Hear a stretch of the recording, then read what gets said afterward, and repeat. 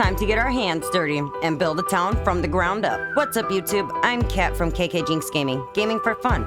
Today we are doing Breath of the Wild's 10-part side quest from the ground up. To start this side quest, you need to have at least started the Hylian Homeowner side quest. And I highly recommend completing the Hylian Homeowner side quest before the ground up. It's easier to have Bolton and Carson finish one thing at a time because we are going to be coming back for these guys. I will leave a link in the description on how to do the Hylian Homeowner side quest. But for this one, so you are going to need at least 110 bundles of wood, and I'm going to show you where you can get the most wood. There is a bunch of apple trees that are easy to bomb and collect in the Hylian Forest, which is in East Hyrule Field, but I prefer to actually come right up here to Satori Mountain, and in order to get here, you can actually just go ahead and teleport right to Mogg Latan Shrine, and just come right over here, and there's going to be a crap ton of apple trees, and of all the tools that you need, there's a cutting axe in here and all kinds of other good stuff in here.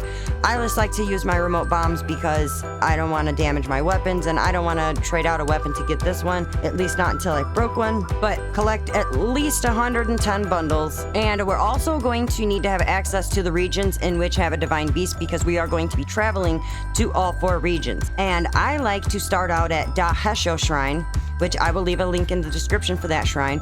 But this shrine is the fastest way to Tarrytown, as you can just jump right down. So when you do get down there, usually he's by the cooking pot. So go talk to Hudson and he will reintroduce himself, because Link suddenly forgot, and tell you that he plans to build this town from scratch, but that he needs people and supplies. And you know, Link is always happy to help, and he says he doesn't mind. So part 1. Hudson's gonna ask you for 10 bundles of wood. Easy peasy, right? All right, so let's move on to part 2. He will then ask you to find someone with brute physical strength and the name ending in Sun, in accordance with the official Bolton construction policy, which obviously goes for all parts. Every place we're gonna go to, their name has to end in Sun. So we want to go to the southern mine in the Elden region, and you can get there quickly by jumping down from the Elden Tower and following the path all the way to the southern mine. And when you get there, you are going to be looking for a Goron named Grayson. He works the night shift, so use the cooking pot over here to pass the time until night. And Grayson will be right at the cooking pot to the left. Go ahead and talk to him, and he will tell you that he'd like to use his strength for something more meaningful, and agrees to go to Tarrytown. So go back to Tarrytown and talk to Hudson again. Part 3.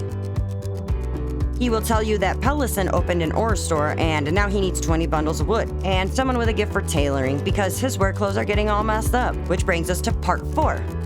So we want to go to Gerudo Desert, to the Karakara Bazaar, which is just down this path from the Dako Chisei Shrine, right outside Gerudo Town. And I will also leave a link in the description for that shrine. Once you get to the Karakara Bazaar, we are looking for Rhonda-san, who is sitting under a canopy tent right outside the inn. If you go and talk to her, she will tell you that she's been searching for the love of her life, and no one needs a tailor out here, and she just wants a husband who appreciates a well-hemmed garment. So she agrees to continue her search from Tarrytown.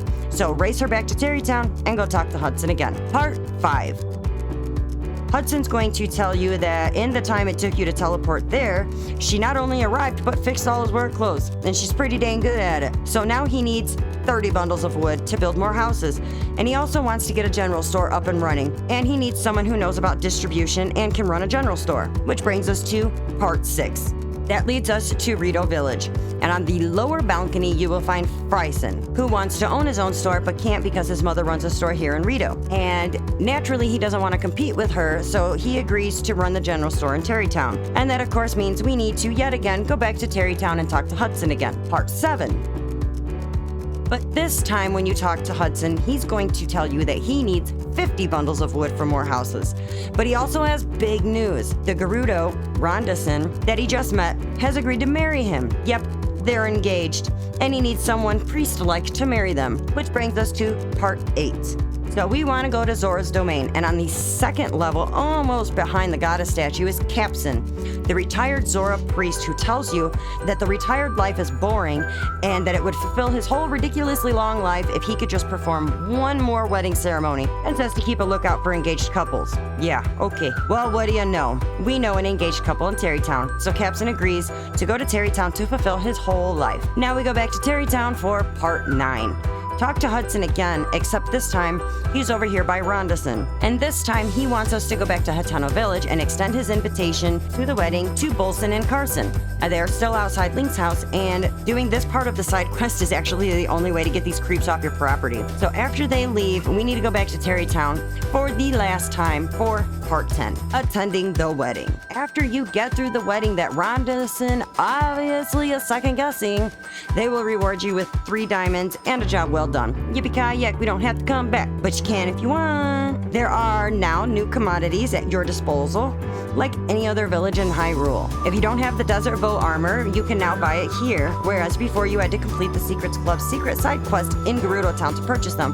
And I will leave a link in the description for that as well. But I don't recommend buying gems from this Goron kid because he price gouges. You can sell a diamond for 500 rupees, but it'll cost you 2,000 rupees if you want to buy one. And you can buy each type of arrow and guardian gear from the general store over here. And there's also an inn. And of course a goddess statue. But that's it, boys and girls. That's all 10 parts in a completed Terrytown. If you enjoyed this video, be sure to smash that like button, subscribe if you haven't already, and be sure to punch that bell square in the face so you don't miss any content released. This is KKJinxx, over and out.